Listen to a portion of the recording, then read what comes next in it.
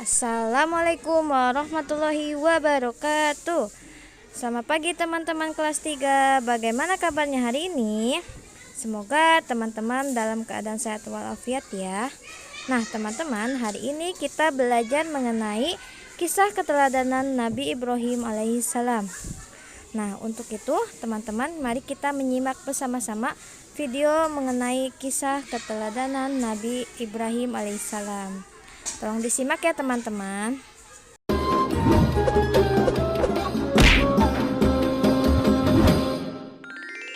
Kisah Nabi Ibrahim. Nabi Ibrahim lahir dan dibesarkan di Padang Aram, daerah Irak, dan termasuk dalam wilayah kerajaan Babilonia. Pada masa itu, bangsa Babilonia menyembah banyak dewa.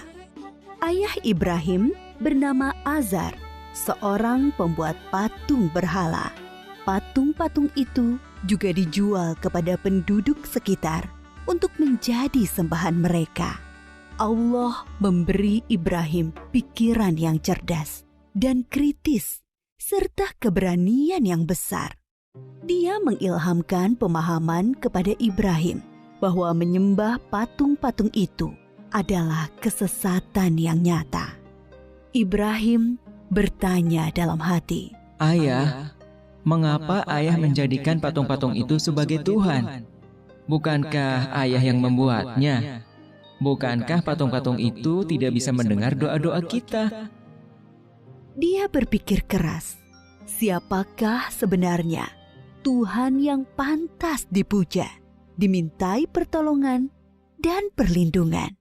Allah membimbing Ibrahim untuk memahami Tuhan yang sebenarnya. Mula-mula, Allah memperlihatkan langit yang penuh bintang bercahaya di malam yang gelap. Ibrahim berkata, "Sungguh indah, inilah Tuhanku." Ketika pagi tiba, langit menjadi terang. Bintang-bintang itu pun menghilang. Oh, bintangnya hilang. Aku tidak suka Tuhan yang menghilang. Itu bukan Tuhan. Pada malam yang lain, Ibrahim melihat bulan terbit sangat menawan. Wah, sungguh indah. Ini dia Tuhanku. Ketika pagi tiba, bulan itu tenggelam. Ternyata yang ini juga tenggelam. Ini juga bukan Tuhan. Oh, manakah Tuhan yang sebenarnya? Kalau Dia tidak memberi petunjuk kepadaku, pasti aku juga sesat seperti kaumku. Di kesempatan lain, Ibrahim melihat matahari terbit. Sinarnya terang memukau. Ini dia Tuhanku, Dia yang paling besar. Tetapi di senja hari, matahari akhirnya tenggelam. Taulah dia, matahari pun bukan Tuhan. Wahai kaumku, aku tidak mau menyembah Tuhan-Tuhanmu itu. Aku ingin mengabdikan diriku pada pencipta semua ini. Dia berusaha membuka pikiran kaumnya atas kesesatan mereka selama ini. Paman, patung-patung apa ini? Mengapa semua menyembahnya? Dari dulu leluhur kita menyembah Tuhan-Tuhan ini. Iya benar, bapak-bapak kita pun menyembah semua ini. Kalau begitu, kalian dan bapak-bapak kalian salah besar. Hah? Kamu ini ngomong sungguh-sungguh atau bercanda? Sebenarnya, Tuhan kita adalah pencipta langit dan bumi. Dasar anak muda ngelantur. Ibrahim bersumpah dalam hati akan menghancurkan patung-patung berhala itu untuk membuktikan kesalahan mereka. Suatu hari, ada perayaan keagamaan kaum Ibrahim.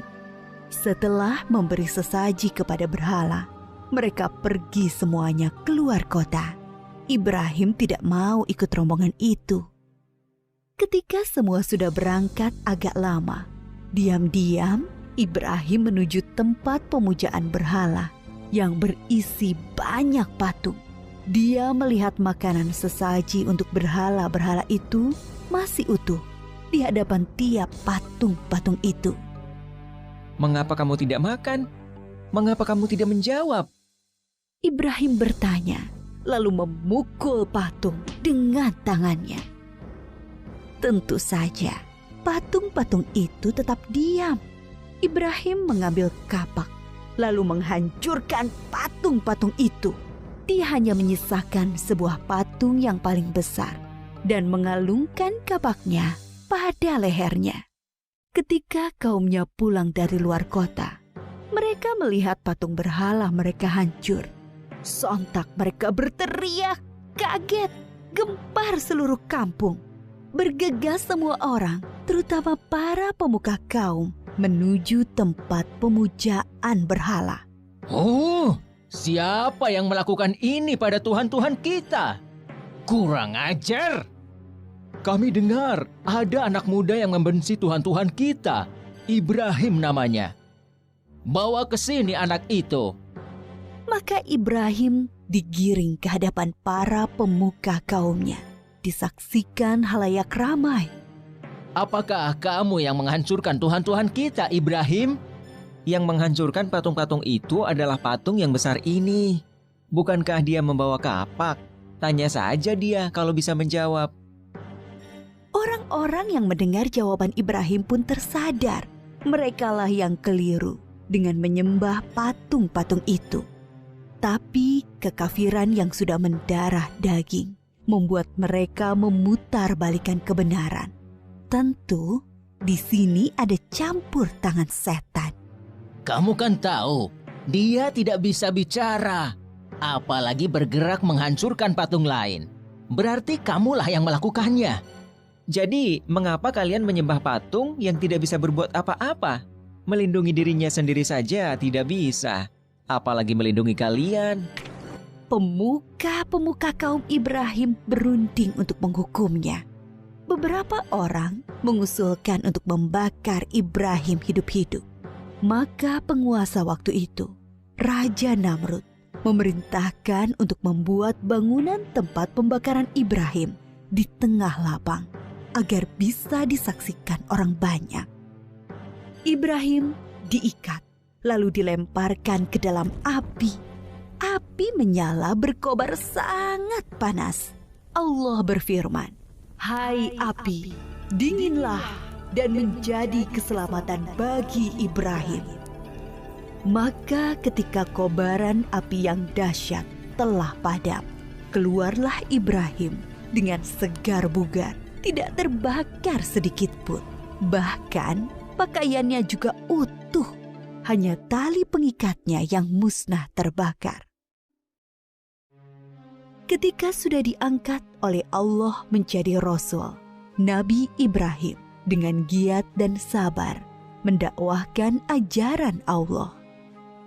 Bangsa Babilonia waktu itu menyembah dewa-dewa. Raja mereka, Raja Namrud, dipercaya sebagai keturunan dewa. Namrud adalah seorang yang cerdas dan kuat kepemimpinannya. Semua itu membuat dia takabur dan berlaku kejam. Dia menganggap dirinya sebagai Tuhan yang harus disembah. Mendengar dakwah Nabi Ibrahim, Raja Namrud mengundang beliau ke istana. Tentu tujuannya untuk menghentikan dan menghukum Nabi Ibrahim. Kemudian Raja Namrud dan Nabi Ibrahim berdebat tentang Tuhan yang patut disembah. Siapakah yang kau anggap Tuhanmu itu, Ibrahim? Apa kekuasaannya? Tuhanku adalah yang menghidupkan dan mematikan. Aku juga menghidupkan dan mematikan. Aku menjatuhkan hukuman pada orang-orang dan aku berkuasa untuk mengampuni dan membiarkan mereka hidup. Allah menerbitkan matahari dari timur. Kalau kau juga Tuhan, terbitkanlah matahari dari barat. Raja Namrud tercengang dan terdiam mendengar jawaban Nabi Ibrahim. Dia kebingungan bagaimana menjawab tantangan Nabi Ibrahim. Demikianlah Nabi Ibrahim berdakwah dengan membuka akal pikiran manusia tentang Tuhan seluruh alam. Ada suatu peristiwa ajaib yang menunjukkan maha kuasanya Allah. Setelah Nabi Ibrahim diangkat menjadi Rasul, yaitu ketika beliau bermunajat kepada Allah. Ya Robbi, perlihatkanlah pada hamba bagaimana Engkau menghidupkan yang mati. Allah Subhanahu wa Ta'ala berfirman, "Belum percayakah engkau pada kekuasaanku?" Hamba percaya, tapi hamba ingin hati hamba yakin.